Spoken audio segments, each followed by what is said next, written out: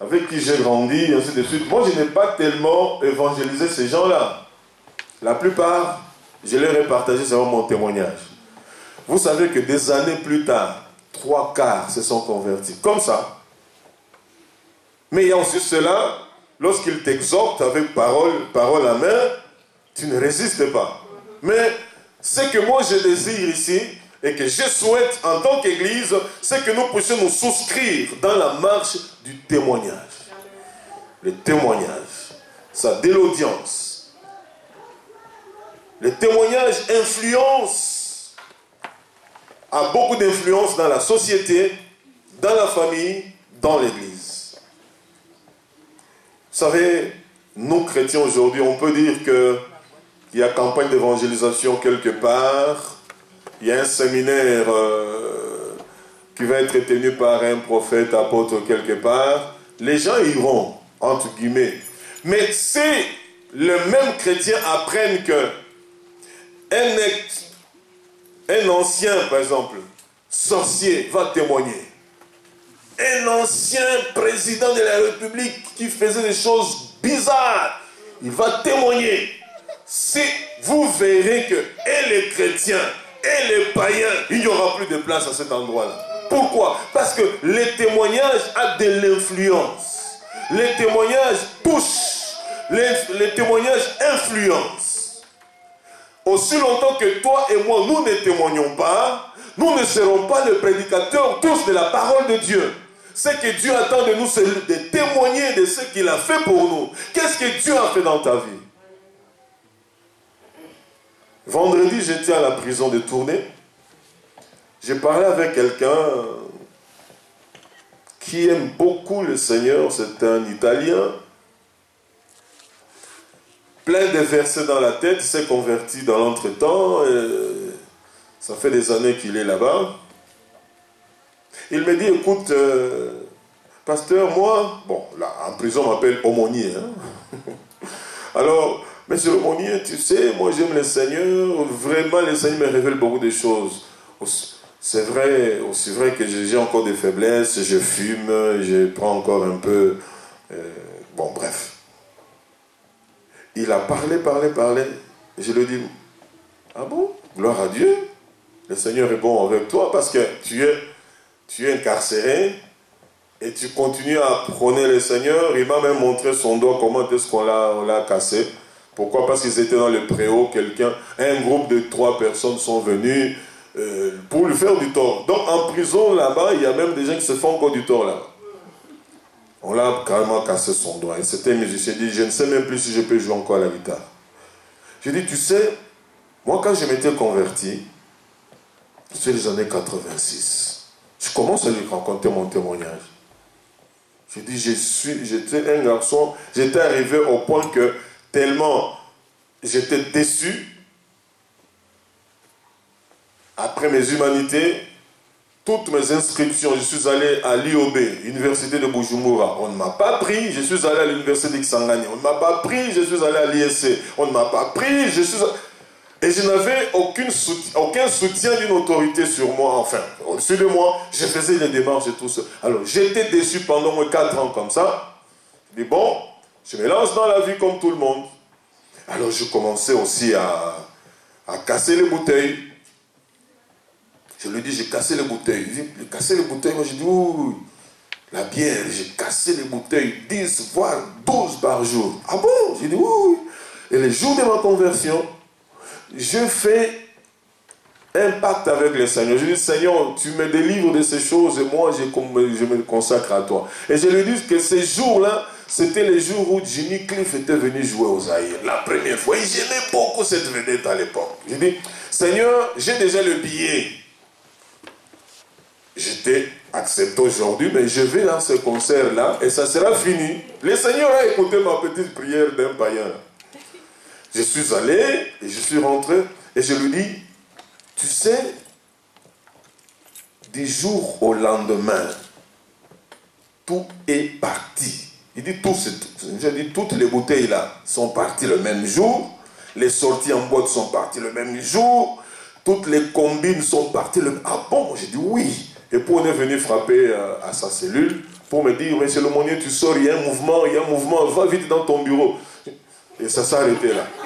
Je lui ai dit, vendredi prochain, je reviens. J'ai témoigné. Fini. Je ne sais pas ce que Dieu va faire dans son cœur. Le témoignage, bien aimé, parle plus que des versets bibliques. Parce que le témoignage, c'est que tu vis, au fait, le verset. Le païen ne comprend pas très bien le verset. Mais il va, toi, tu transformes le verset en vie. Alléluia. Bien aimé, le témoignage a de l'impact dans la vie d'une personne. Vous ne pouvez pas y croire. Lorsqu'on témoigne, tout le monde est attentif.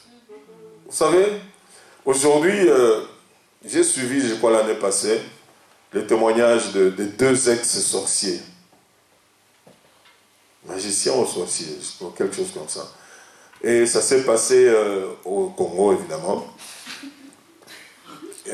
C'est enregistré sur le site de l'Allemagne, là. C'est un site congolais, là, en Allemagne. Un site chrétien. Non, c'est un truc là. Ce que j'ai regardé, on m'a donné là. Bon, il y a un site chrétien qui émet de l'Allemagne. Et beaucoup de gens commencent à suivre beaucoup d'enseignements là-dessus. Et d'autres disent, je ne vais plus à l'église parce que ce site-là m'enseigne bien.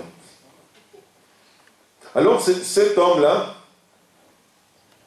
quand il a commencé à décrire tout ce qu'il faisait, parce que ça fait des années, je n'aime plus entendre les témoignages des ex-sorciers, les ex-magiciens. J'en ai tellement entendu au début de ma conversion que je me dis non.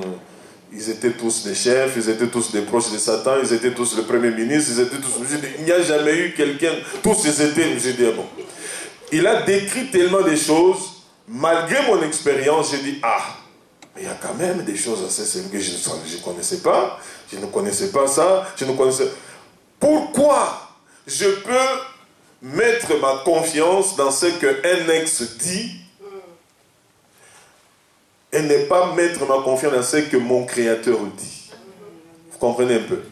Les témoignages, il y a un ex-sorcier qui va là-bas. Beaucoup d'églises ont ouvert en Afrique à cause des témoignages. Le témoignage, ça touche. Mais je veux que ce soit un bon témoignage. Un témoignage qui instruit. Un témoignage qui délivre. Un témoignage qui restaure.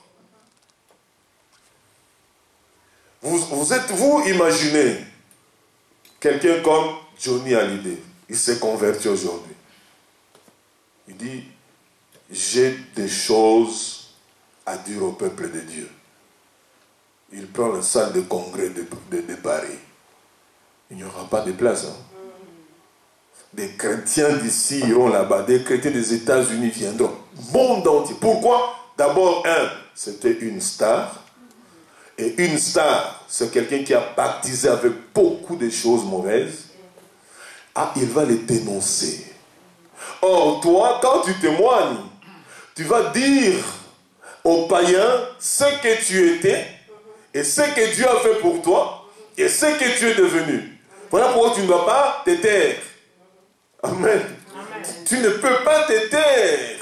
Comment je peux passer toute une journée, toute une semaine, tout un mois, toute une année, je viens dans une église, je ne témoigne pas? C'est incroyable. Alléluia. Amen. C'est à moi de témoigner. C'est à toi de témoigner. C'est à nous de témoigner. Et quand les gens viennent à l'église, le pasteur les enseigne. Et maintenant, quand le pasteur enseigne, le Saint-Esprit, selon que Dieu lui a donné les instructions, il est en train déjà de préparer des évangélistes là-dedans, il est en train de préparer des intercesseurs, en train de préparer les pasteurs, là-dedans, les gens auprès duquel Dieu nous envoie pour témoigner. Dieu est en train de le préparer. Mais toi, tu viens à l'église, bouche fermée, devant la louange, bouche fermée, tu rentres bouche fermée par rapport aux choses du royaume, mais ta bouche s'ouvre pour parler Coupe du Monde, pour parler politique, pour parler... Dès qu'il faut maintenant parler de... Et tu vois, parfois le Saint-Esprit, il te dit, tu vois, les deux personnes qui viennent là, à ta rencontre, parle-leur de Jésus. Tu les regardes, tu te regardes, tu dis, mais qui suis-je pour leur parler? Ils arrivent, et puis tu les laisses passer. Et puis 2 pas plus loin, tu rencontres quelqu'un. Ah, ça va, oh, ça fait longtemps, tout ça. Tu viens nous jeter aux abattoirs, j'ai acheté, tu prends un peu de saucisses là, ah, tu commences, saucisses fumées, vous commencez à manger. Mais la vraie mission, tu l'as déjà ratée. La vraie mission pour toi, tu l'as ratée. Mais ce que tu es en train de faire là, maintenant, c'est la mort. Parce que c'est des choses que tu as trouvées, tu les laisseras. Alléluia. Amen. Il y a des gens qui sont morts en mangeant. Tellement ils ont mangé. Hein? Que Dieu soit béni. Les témoignages impressionnent celui qui l'écoute. Les témoignages touchent le cœur de celui qui l'écoute. Les témoignages convainquent l'âme de celui qui l'écoute. Alléluia. Amen. Voilà pourquoi cet homme de Gadara, que nous avons lu dans Matthieu 5, Marc 5, oui, merci. Cet homme, nous savons qu'il était asocial, possédé, il était mis à l'écart des autres personnes, et son lieu de repos était dans les cimetières, et là même il était enchaîné parce que quand les démons se déchaînaient en lui, il brisait même les chaînes, il s'est blessé, il détruisait tout sur son passage. Lorsque cet homme rencontre l'homme de Galilée, le vainqueur de Golgotha, cet homme reçoit sa délivrance et sa guérison. La Bible nous dit qu'il a été trouvé, cet homme a été trouvé dans son bon sens, assis et vêtu pour écouter le Seigneur. Après sa délivrance, n'est-ce pas, au verset 15. Ils vinrent auprès de Jésus et ils virent le démoniaque, celui qui avait eu la légion, assis, vêtu et dans son bon sens. Et ils furent saisis de frayeur, dans son bon sens. Alléluia. Amen. Maintenant, cet homme voit que Jésus qui l'a délivré veut prendre la barque pour partir de eux. Tout ce village connaissait mon ancienne vie, mon état. Si je reste ici, on va encore me lapider parce que j'ai fait tellement de dégâts dans ce village. Moi, je vais te suivre. La Bible nous dit que Jésus ne lui permit pas. Jésus ne lui permit pas. Mais il lui dit, va dans ta maison. C'est-à-dire dans ta famille. Va dans ta maison, vers les tiens, là où tu vis. Tous ceux qui t'ont connu, les tiens là, va là-bas et raconte-leur, témoigne, explique-leur tout ce que le Seigneur t'a fait et comment il a eu pitié de toi. Alléluia. Amen. Moi, je vois cet homme aller sur l'avenue du Bon Cœur au numéro 18. Il frappe là, il y a une fille qui s'appelle, donc dans une famille où il y a des filles, il dit, qu'est-ce que tu viens faire ici? Je vais demander un mariage à une de tes filles. Là, il y a le papa qui regarde, c'est pas les gars là. Non, je dis, mais écoutez. Moi que vous voyez, j'étais habité par les démons. Les démons qui étaient en moi étaient une légion. Une légion, ça veut dire plus de 2000 démons étaient en moi. J'étais voué à la perdition éternelle. J'étais exclu de la société, mais la vie est passée par moi. Cet homme-là, c'est Jésus. Il m'a délivré, et voilà pourquoi je vis maintenant. Ne me refusez pas le mariage. Le patron qui le voit, ah, toi, on dit, mais patron, essaye-moi. J'ai le bon sens maintenant. Vous ne me voyez pas habillé. J'ai le bon sens. Amen. Les témoignages parlent. Amen. Les témoignages touchent le cœur. Alléluia. Amen. Les témoignages bien-aimés. De qui ou de quoi devons-nous témoigner? Premièrement, nous devons témoigner de l'évangile. L'évangile qui est la parole de Dieu. L'évangile, c'est la bonne nouvelle. Ici, je ne veux pas vous faire les déclinaisons. En hébreu, on dit ceci, en grec, on dit cela. Non. Restons dans un français simple. Alléluia. Amen. Donc, de qui ou de quoi devons-nous parler? Premièrement, de l'évangile. L'évangile qui est la bonne nouvelle. La parole de Dieu. Donc, l'évangile, c'est la bonne nouvelle qui contient dans son sein tous les éléments nécessaires pour apporter les solutions aux problèmes des gens. La bonne nouvelle. Je t'apporte la bonne nouvelle. Voilà pourquoi il ne faut pas porter le nom de l'Église. N'apporte pas le nom d'un serviteur de Dieu. Apporte la bonne nouvelle. Parce que c'est dans la parole de Dieu, il y a tous les éléments pour guérir les corps malades, tous les éléments pour consoler les cœurs blessés, tous les éléments pour rendre libres les opprimés, tous les éléments pour encourager ceux qui sont affaiblis, tous les éléments pour redresser ceux qui sont tombés, tous les éléments pour solutionner les problèmes de faillite, tous les problèmes pour solutionner tout ce qui concerne les divisions, ainsi de suite. Tout ça est contenu dans la parole de Dieu, la bonne nouvelle. Donc, quand tu partages à quelqu'un le témoignage de la bonne nouvelle, tu es en train de communiquer la vie. Pas une vie éphémère, mais une vie éternelle. Les Zoé qui va conduire la personne jusque dans l'éternité. Moi qui vous parle, vous me voyez, ah, frère Hubert, ah, pasteur Hubert, ainsi de suite, ceux qui m'ont connu il y a une vingtaine d'années. Mais est-ce que vous connaissez les personnes qui avaient sémé en moi? Vous ne les connaissez pas. Moi, je vous vois ici. Qui avait sémé en vous? Je n'étais pas là. Mais aujourd'hui, vous êtes chrétien, vous êtes chrétienne, n'est-ce pas? Alléluia. Mais cette personne vous a communiqué la vie. Voilà pourquoi, il y a quelques années en arrière, le Seigneur m'avait instruit, m'avait donné une façon de prier, un canevas. Le lundi, le mardi, ainsi de suite. Et j'avais mis un jour spécial pour prier en faveur de tous ceux qui m'ont fait du bien.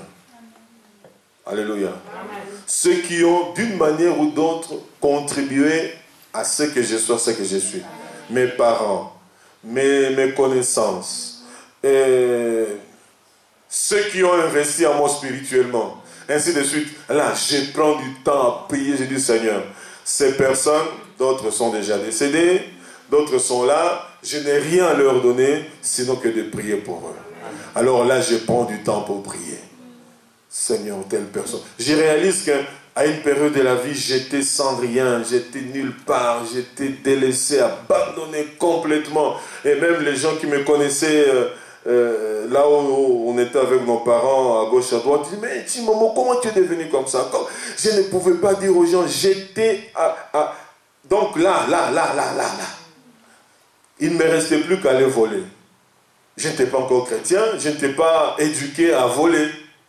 J'ai dit non, Seigneur, le Seigneur, le Dieu qu'on nous prêchait dans cette église-là. J'ai dit non, je ne peux pas voler. Alors, j'ai rencontré quelqu'un. Un jour, je rencontre quelqu'un, la personne me regarde, donc 10 ans en arrière, c'est quelqu'un qui trimait en fait. Nos parents étaient au top, et ils étaient avec nous, mais ils n'avaient pas grand-chose. Alléluia. C'est nous, quand c'était les moments de sortie, c'est nous qui achetons, c'est nous qui donnons ceci. Et quand on se retrouve 10 ans, 12 ans plus tard, il était 10 fois au-dessus de moi en fait. Et je ne connaissais pas qu'il vivait là. Il passe, il était à pied. Il me voit avec quelqu'un, il dit bonjour à la personne parce qu'il ne pensait pas me voir là. Il s'avance, il s'arrête, il dit Tim. À l'époque, on m'appelait Tim.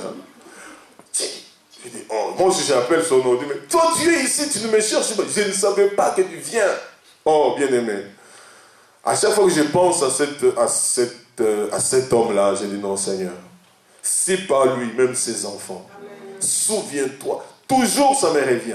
Cet homme-là, il a dit, mais aujourd'hui, Hubert, je dois aller voir à la maison. Je dis, aïe, aïe, aïe, aïe. On habitait dans une taudis. Là, je dis, il ne me connaissait pas dans ça. Je dis, bon, on est en bizarre. part, quelque part là aux zones, il dit non, je vais chercher une voiture de mes grands frères ici, je vais prendre. Alléluia.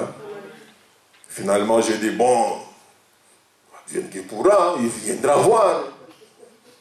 Nous sommes allés vers 2 heures du matin. Donc, on était en train de dépasser les grandes villas, les épaules, on est entré vers les trucs noirs là, on part, des routes bizarres. Et puis on s'arrête. C'est ici. J'ai dit oui, oui. C'est ici chez les parents. Je dis oui, oui. Il baisse la tête, il met la main dans sa poche, il dit bon, demain je reviens. Il mettant comme ça une liasse de 125 000 zaïs à l'époque. Hein. C'était les années 82. Beaucoup d'argent. J'ai dit waouh. Pourtant, moi, je me limitais à acheter des beignets. Je croyais que moi, j'étais... Alléluia. Bien aimé, le témoignage, c'est quelque chose. Apprenons à témoigner. Quand tu donnes à quelqu'un qui est réellement dans le besoin, tu n'as pas prêché, mais tu as témoigné. Ça touche. Parce que la Bible dit, si quelqu'un voit son frère qui est dans le besoin et que lui-même est à même de lui donner quelque chose, il dit non, va, réchauffe-toi, que Dieu te bénisse, cet homme-là, il n'y a pas l'amour de Dieu en lui. Et il n'héritera pas le royaume des cieux. Mais quand tu as donné, tu as prêté à Dieu, en fait, comme nous le dit la Bible. Donc l'évangile, bien aimé, ne consiste pas en paroles seulement. Mais il faut poser des actes. Même comme nous sommes membres de l'Église, posons des actes les uns envers les autres. Comme j'ai souvent prêché, dans beaucoup d'églises, on enseigne toujours qu'on pose les actes envers le prédicateur, envers le pasteur. Donc, entre nous, une église de 500 membres, 1000, 2000, tout le monde vers les pasteurs. À vous-même. Nous sommes une famille. Alléluia. Quand Dieu te touche pour le pasteur, va vers le pasteur. Quand Dieu te touche pour un frère ou une soeur, va vers le frère ou la soeur. Comment tout doit aller chez le pasteur? Avec tout ça, nous sommes des faux. Non, moi je vous annonce l'évangile. Je vous annonce comment vous devez vous comporter. La bonne nouvelle, elle contient les éléments nécessaires pour apporter les solutions aux problèmes des gens. La bonne nouvelle, elle est la puissance de Dieu pour le salut de quiconque croit. L'évangile. Elle guérit le cœur brisé. Elle soulage l'âme froissée et l'âme abattue. Elle a le pouvoir de changer, de transformer. Elle délivre les opprimés de leur captivité. Elle console le cœur déçu, le cœur trahi. Ça, c'est la puissance de l'évangile. Alors, tu l'intériorises par rapport à toi en disant à la personne, tu sais moi que tu vois. Souvent j'ai partagé mon témoignage même à beaucoup de frères et sœurs que nous avons eu à encadrer. Ah pasteur, si mon grand frère vraiment peut vraiment devenir comme toi. J'ai des grands frères, j'ai des grandes sœurs bizarres, franchement, avec tout ce qu'on fait. Alors, parfois je le fais taire. Je dis, moi que tu vois, est-ce que tu me connaissais? Moi j'étais pire peut-être que ton grand frère là. J'étais pire. Mais à cause du témoignage des autres, je suis devenu ce que je suis. Est-ce que tu as un témoignage à partager à ton grand frère qui est pire? Toi. Tu lui dis comment est-ce que le Seigneur t'a touché, comment il t'a transformé. Ça touche bien aimé. Amen. Il y a 8 ans, je pense, quand j'étais à Kim, il y a 7-8 ans. Alors j'ai rencontré des vieilles connaissances. Un qui vient là, avec leur zonze de King. Ah! Donc toi tu es déjà devenu pasteur, toi. Toi, Hubert, pasteur, toi. Comment tu as fait pour devenir pasteur? Pendant qu'il parle, il a déjà commandé des primous, des scoles, tout ça. Parce qu'on était 4 ou 5 amis. Je le regarde, je dis mon cher, ces choses, on les faisait ensemble. Ça fait bientôt 22 ans que je les sais. Vous continuez toujours à enrichir les brasseries et à appauvrir vos enfants. Toi vraiment, pasteur, mais comment tu as fait? Vous voyez? Comment est-ce que Dieu peut transformer la vie de quelqu'un? Donc tu es converti, mais les gens qui te connaissaient il y a des années, ils mettent en doute même ta conversion. Alors, pour que ces gens-là croient, ils doivent vivre le témoignage en toi. Hein? C'est à vous que j'avais même dit que quand j'avais fait naufrage par rapport à la foi, 7 mois après ma conversion, il y a eu un truc dans une église là, ça m'a... J'ai repris un peu à nager encore davantage. Et là, je rencontre des amis qui étaient au même endroit habituel. Ah! Oh, l'Alléluia est venu ici, l'Alléluia. Un autre dit, ah, on ne sait jamais, hein, peut-être il est de retour. Comme ça, comment le diable peut aussi mettre ses agents, lui? Il dit, peut-être il est de retour. Les autres me proposent les Vitalo. Non, peut-être il va prendre le truc. Et on me propose le truc, je prends le truc. Donc, la primousse, quoi. Bien aimé, ça m'a marqué. À vie. Mais je cherche cet ami jusqu'aujourd'hui, je ne sais pas où il est. Mais en tout cas, il est aux États-Unis, mais je n'arrive pas à tomber sur lui, même sur Facebook, rien du tout. J'espère qu'il est encore vivant. Alors, quand je prends le bazar là, il se lève. Il prend la bière. Toute une bouteille. Il lève les yeux au ciel. Il dit, ah, nous avons retrouvé notre ami qui était perdu. Vous vous imaginez? Moi qui m'étais déjà converti, 7 mois, 8 mois après, il y a eu scandale dans cette église. J'étais encore bébé spirituel. Je suis rentré, ils disent que j'étais perdu. L'ennemi est méchant. Très méchant. Bien aimé, mais le Seigneur ne m'a pas gardé dans cet état longtemps. Gloire à son nom. Je crois qu'au bout de 5-6 mois, j'ai repris ma vie davantage spirituellement. Le même gars dira aux autres en disant, la manière dont j'ai rencontré Hubert cette fois-ci, on l'a perdu pour toujours. Et moi j'ai dit, oui, vous m'avez perdu pour toujours. C'est à vous de me joindre et non à moi d'aller vers vous. Bien aimé, la vie chrétienne, ce n'est pas le slogan, je connais, j'ai fait. Non, la vie chrétienne, c'est de dire aux gens ce que Dieu a fait en toi et de toi. Amen. Tu étais une fille colérique, très nerveuse, tu cassais tout.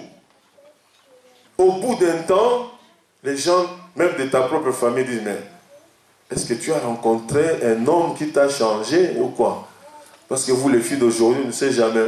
Il dit, oui, j'ai rencontré quelqu'un. Mais c'est qui? Donne-nous son nom. Ah, c'est Jésus-Christ. Ah, vous savez, vos Jésus. Donc, c'est Jésus qui t'a fait ça? Oui, pas trans. Il a enlevé la colère. Il a enlevé la nervosité. Oh, il a enlevé. Ça touche les cœurs. Amen. Alléluia. Amen. Ce n'est pas parce que nous vivons en Belgique que les gens n'ont pas besoin de notre témoignage. Ils ont besoin de notre témoignage. Les minéraux que vous voyez là, prends simplement 5 minutes, tu commences à parler avec, tu vois comment il commence à rougir. Et puis il dit non, là tu risques de me convertir. S'il veut fouiller, il fouille. Mais la semence est restée. Il faut témoigner. Alléluia. Il faut témoigner au sein de vos familles. Prends le téléphone. N'écris pas trop parce que vous êtes habitué à leur envoyer l'argent. Non. Parle. Je vous envoie, c'est vrai, un peu d'argent. Mais ce que je désire, c'est que nous tous, nous puissions nous convertir. Vous m'avez connu, vous avez connu ce que j'avais vécu, ainsi de suite. Mes petits frères, et même un neveu qui a grandi aussi, qui est devenu serviteur de Dieu, tous, à un moment donné, disaient, mais pour nous, Hubert n'est pas comme un pasteur, on le voit toujours comme un païen. Je vivais avec eux à l'époque. Il est toujours comme un païen. Mais quand j'étais dans les lieux, donc dans les groupes de prière, dans les églises, c'était le frère Hubert, tout fait, tout flamme. Mais à la maison, chez moi, il ne reconnaissait pas cette transformation. Je dis, mais Seigneur, comment je vais me justifier? Je continue. Je n'étais pas violent. Hein. Moi, de nature, je n'ai jamais été violent. Je ne tapais pas. J'avais ma vie en tant que grand garçon, quoi. Donc pour eux, ils ne pouvaient jamais faire la relation. Ils ne comprenaient pas que les yayas qu'on voyait toujours dans tel coup, aujourd'hui, serviteur de Dieu. Ah, il est païen. Avec le temps, eux-mêmes ont commencé à dire, ah, Antoine Hubert a changé. Hein? Il a changé. Vous savez, bien aimé, être chrétien, il ne faut pas t'imposer. c'est les témoignages qui s'imposent. Même dans votre propre maison, là où il y a encore des hommes et des femmes, un pied dedans, un pied dehors, faites briller votre témoignage. C'est tout. Faites briller votre témoignage. Les personnes diront non, non, non, non, non, non, celle-là ou celui-là. Alors, bien-aimés, témoignez ce que Dieu a fait pour toi. Parle de tes expériences avec Dieu. Dis aux autres ce que Dieu a réellement fait dans ta vie, dans ta famille. Explique avec exactitude ce que Dieu a changé et transformé dans ta vie. C'est ça témoigner. Amen. C'est ça témoigner.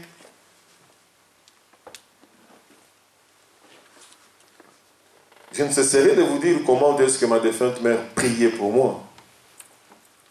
Pendant presque 5 ans, jour pour jour, on habitait une petite maison. Quand elle priait pour ses enfants, moi je suis le deuxième de 9 enfants, elle mettait mon dossier à la fin.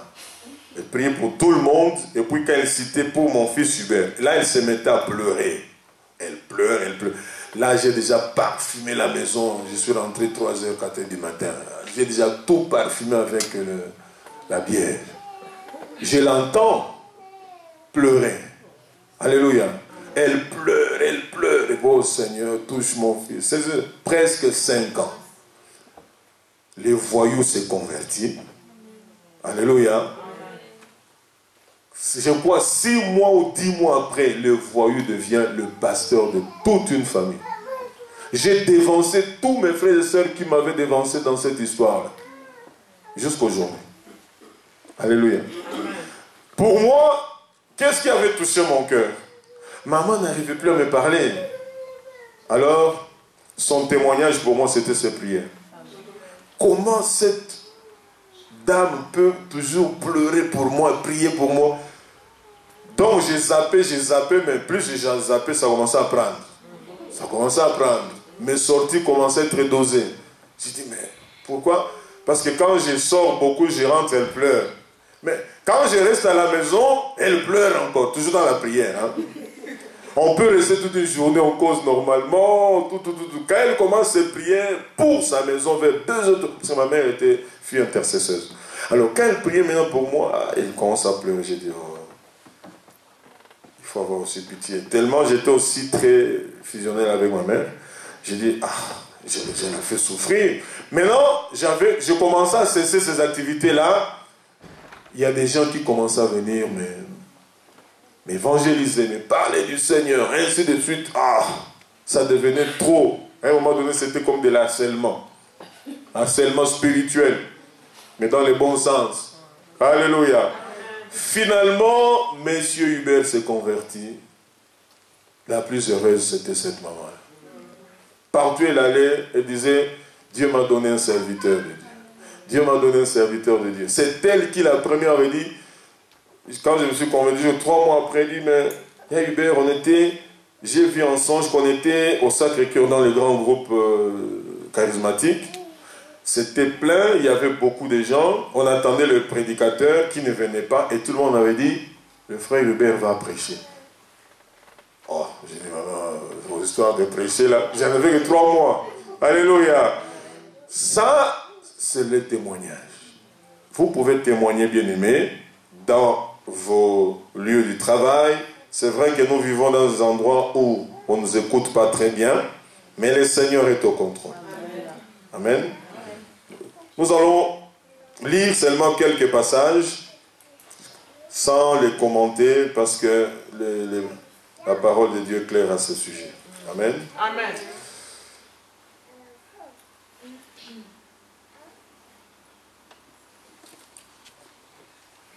Alors, nous commençons par 1 Corinthiens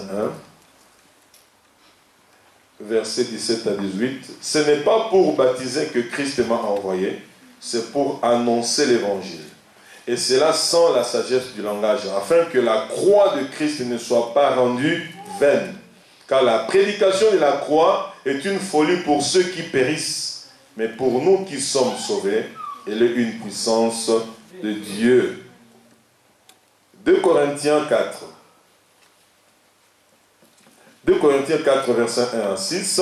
C'est pourquoi, ayant ces ministères, selon la miséricorde qui nous a été faite, nous ne perdons pas courage. Nous rejetons les choses honteuses qui se font en secret. Nous n'avons point une conduite astucieuse et nous n'altérons point la parole de Dieu. Mais en publiant la vérité, publier, c'est témoigner, c'est annoncer. Alléluia. Mais en publiant la vérité, nous nous recommandons à toute conscience d'homme devant Dieu. Si notre évangile est encore voilé, il est voilé pour ceux qui périssent, pour les incrédules dont le Dieu de ce siècle a aveuglé l'intelligence afin qu'ils ne vissent pas briller la splendeur de l'évangile, de la gloire de Christ qui est l'image de Dieu. Nous ne nous prêchons pas nous-mêmes, c'est Jésus-Christ le Seigneur que nous prêchons et nous disons vos serviteurs à cause de Jésus.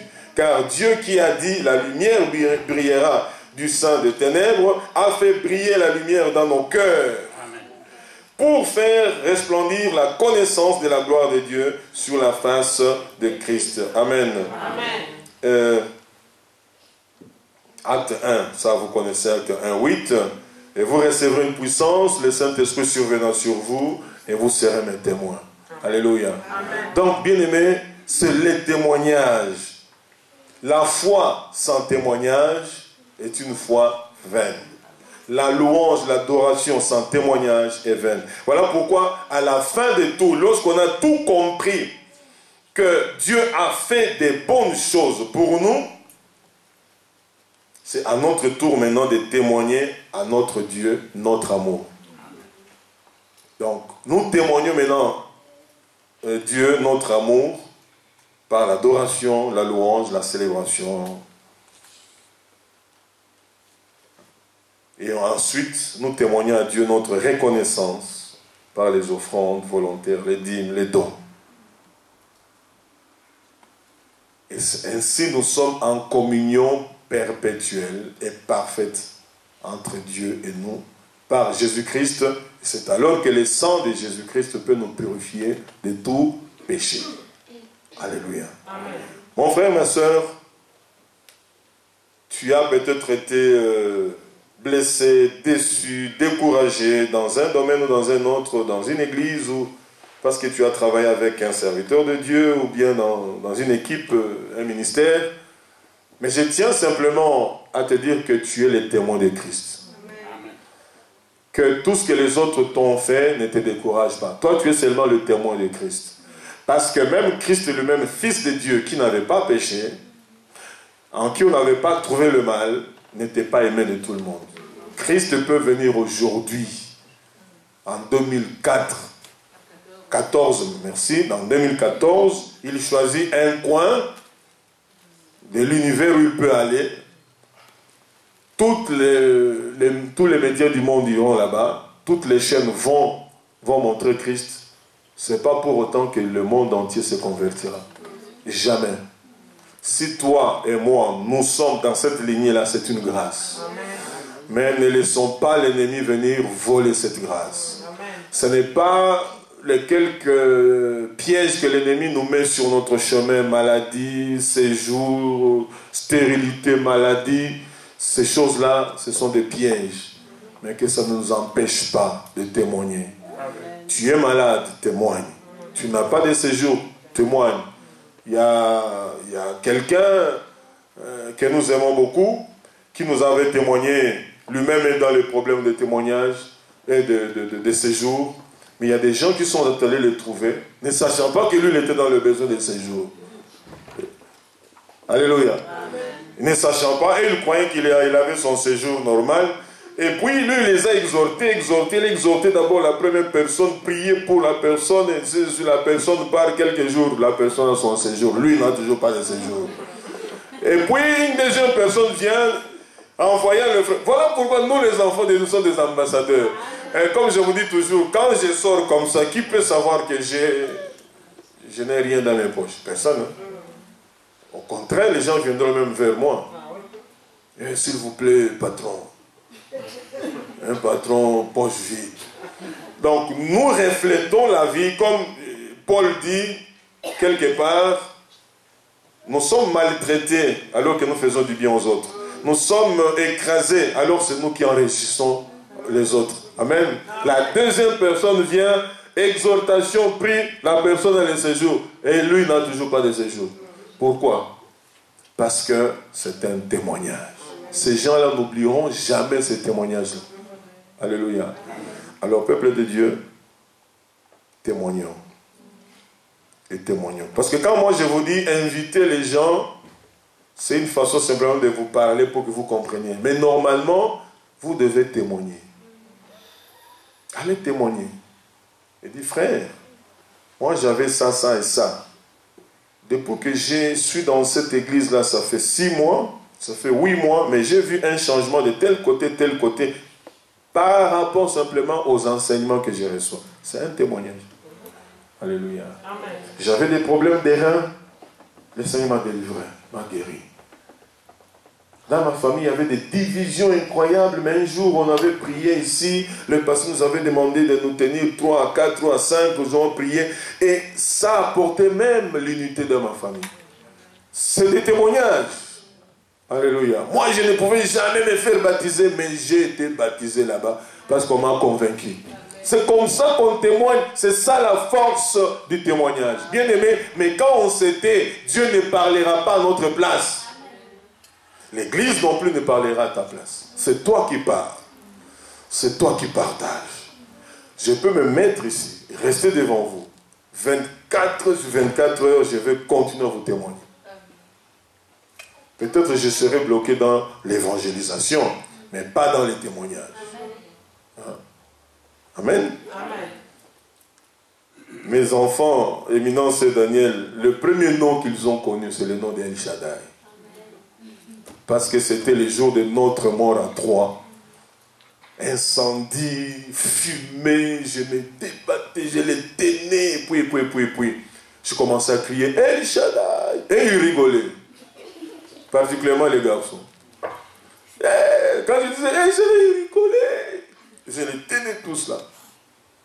Et quand les pompiers arrivent, bon évidemment papa beaucoup inhalé, et eux je les protégeais. Et ils n'ont pas eu de problème. Et là, je sors, paf, je tombe là. Coma. 5 jours de coma. Et vous voulez que je vous parle de l'évangile à ce moment-là. Qu'est-ce que je vais vous dire? Je vais vous dire ce que j'avais vécu. Amen. Alléluia. Amen. Je suis sorti du coma. Moi, avec tout ce qu'on avait déjà prédit par les grands médecins, des grands brûlés, cet homme, il meurt, ou bien s'il reste, il reste handicapé à vie à au moins à 90%. Et c'est cet homme qui se lève, qui sort de ce coma-là, avec les poumons des sportifs. Amen. Ils ne m'ont plus soigné du tout. Alléluia. Amen. Et le lendemain, je vois quelqu'un, la barbe, il entre là. Je suis le conseiller moral.